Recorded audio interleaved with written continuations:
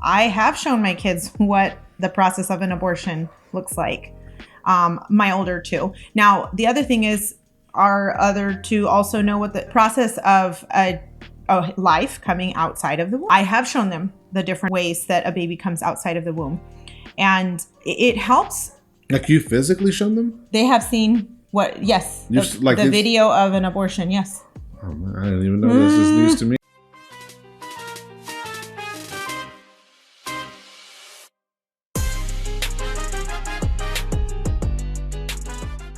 Hey guys, welcome back to our channel. We're talking about the stuff that's going on in the world, and right now there's no hotter topic than the Roe v. Wade leaked document from SCOTUS, and I want to encourage you. This is specifically towards parents to take advantage of this opportunity right now, especially if you have kids. I would say anywhere, obviously check the maturity level of your kid. If you have a 10-year-old that's still, you would say still too immature for certain conversations, then gauge that. Parents and those who have influence towards two young children, obviously with the permission of the parents. We have a 14-year-old and this is a great opportunity to be having deep, meaningful conversations. And the reason I address parents specifically is because one of the challenges of being a parent, especially as your kids get older and they start forming their own personality and their own worldview and everything, we have to seek those opportunities for our kids to invite us into their little private world inside themselves to allow us access to that. And this is a great opportunity to do that, to have conversations that are tough. We've been having conversations with our oldest, with our 14-year-old, our 10-year-old sometimes is part of these conversations as well, and he'll ask questions. And yeah, while abortion is an incredibly difficult topic sometimes to talk about, with sometimes circumstances being like, oh, well, we had one, or we were about to, or whatever the case may be, it provides an amazing opportunity to form some deep, lasting bonds and relationships with your kids, and to build that trust so that your kids will continue to come to you. In the world that talks so much about safe space, there is no greater safe space for your kids than the home.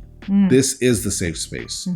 So we've taken this opportunity. We've been talking to our kids about the topic of abortion, about the sanctity of life, about how life begins at conception, regardless of what science may try to say. It begins at conception. It begins inside that womb. It's not a clump of cells. It's not, let's just use technical terms like fetus. It's like, well, yeah, you want a fetus, just calling it a fetus doesn't change the fact that it's a human life. A toddler isn't an adult yet, but he's in the transition stage. They're born babies, and they're toddlers, and they're young kids, then eventually they're teenagers, and eventually they're adults. It's transition. All right. So if you want to say embryo is one transition, then fetus, you want to call them these scientific names, it's still a human life. Just like a toddler is a human life and an adult is a human life. And we want to teach our kids that about these things. We want to open these doors and have tough conversations. And this is a great opportunity to open those doors to talk about the good old birds and the bees conversation, to talk to your kids about, how God designed the whole idea of sex. Sex is not a bad word. It's not some taboo thing that you don't talk to your kids about. You got to educate. We got to educate our kids on these things, and to talk to them about in the biblical context of how God designed this. If you decide to go against God's, purposes, there's consequences. I think that too often we want to kind of shelter or maybe protect our children, and it's not bad that we want to do those things. I do think that it is important to also share sometimes hard, like in our case or in my case, and my husband, agrees with it, is because abortion is different than a mother giving birth or having birth via cesarean. I have shown them the different ways that a baby comes outside of the womb, and it helps. Like you physically shown them? They have seen what? Yes. The video of an abortion. Yes. Oh man, I didn't even know this is news to me. Well, then he didn't know. One of the reasons that we want to protect our children with some of the things that they see is because it never removes from their mind. And, should they ever be in a predicament where maybe they did not choose to necessarily honor God with their relationships, and as boys, they ended up with a girl pregnant or a young woman pregnant, I would hate for them to make the decision of solving the problem with having an abortion. I want them to understand what that decision looks like and measure that decision Yeah. And I think the other reason it's important for you to take advantage of this and to have conversations with your kids is because you get to determine the terminology that's being used, right? Because if they go to the world, it's going to be terminating a pregnancy. Like, I want my kids to know right off the bat, it's a human being. It is murdering a child in the womb. It is not terminating a pregnancy. This is violating the body of another separate human being. Does the human being happen to, at that point, reside within the womb of that female? Yes, but it's still a separate body, human being that is being violated. The world right now, there's this idea, especially amongst very progressives and leftists, that kids belong to them or to the teachers. No, my kids were given to me by God for this season. They belong to us. We get to be the ones to educate them.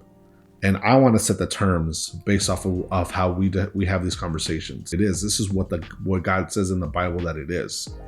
And this is what God says about these things. You know, thou shalt not murder is very black and white.